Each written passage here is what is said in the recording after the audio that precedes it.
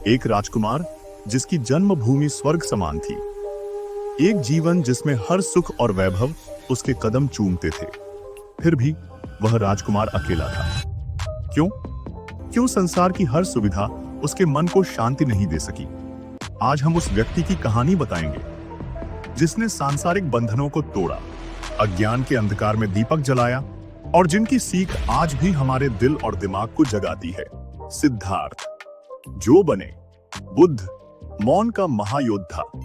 कहानी शुरू होती है लुम्बिनी की शांत भूमि से, जहां एक तारा जन्मा था जो अंधकार को प्रकाश में बदल देगा।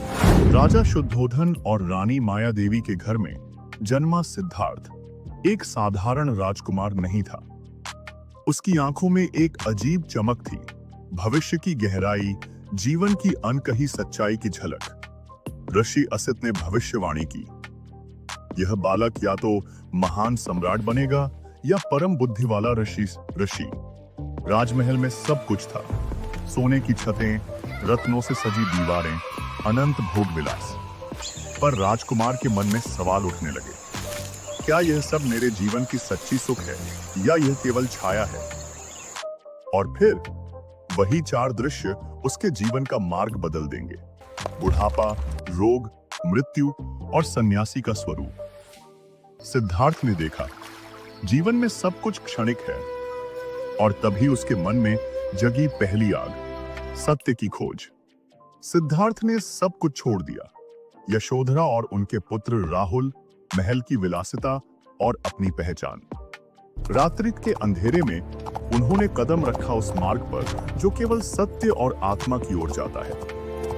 वनों में साधना की, भयंकर तपस्या की, भूख और प्यास सहा। मन के भीतर संघर्ष बढ़ा, क्या मैं कभी ज्ञान प्राप्त कर पाऊंगा?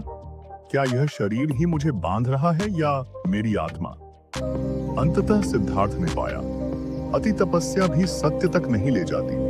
यही खोज उन्हें मध्यम मार्ग की ओर ले गई, संतुलन, विवेक और करुणा का मार्ग। गया के शांत बोधि वृक्ष के नीचे सिद्धार्थ ने रात बिताई।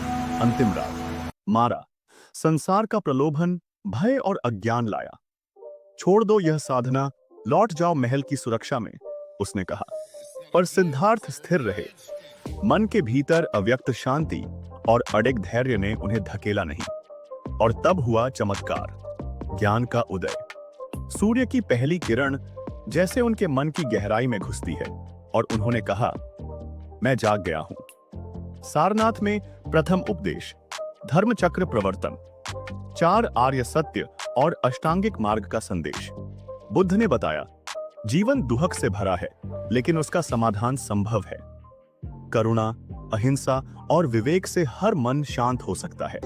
साधक लोग उनके चारों ओर जमा हुए, सुनते रहे, और ज्ञान के बीज उनके मन में अंकुरित हुए। बुद्ध ने दिखाया, सत्य का मार्ग कठिन जरूर है, पर उसकी रोशनी अनंत है। कुशीनगर में अंतिम दिन, बुद्ध ने अपने शिष्यों से कहा, अप दीपो भव, स्वयं अपना दीपक बनो। सत्य का प्रकाश किसी और से नहीं, केवल स्वयं से जगाया जा सकता है। उनका शरीर शांत हो गया, पर उनका ज्ञान अमर रहा। मौन का महायोद्धा, जिसने न केवल अपने समय को बल्कि आने वाली पीढ़ियों को भी रोशनी दी। आज जब दुनिया तेजी से भागती है, तनाव, युद्ध और असंतुलन हमारे चारों ओर हैं, बुद्ध की शिक्षा, करुणा, विवेक और मौन आज भी उतनी ही प्रासंगिक है। मन की शांति, आत्मा की जागृति और दूसरों के प्रति करुणा, ये मूल्य समय और युग की सीमाओं से परे हैं। सत्य का मार्ग कठिन जरूर है, लेकिन वही हमें वास्तविक मुक्ति देता है। और यही है बुद्ध का अमर संदेश, मौन में शक्ति है, करुणा में शक्ति है और ज्ञान में शक्ति है। सिद्धार्थ से बुद्ध बनने की यात्रा ने सिखाया, संसार से भागना नहीं, उसे समझना और स्वयं को जगाना। मौन का महायोद्धा, जिसने अज्ञान के अंधकार में दीपक जलाया, हमेशा हमारे साथ रहेगा।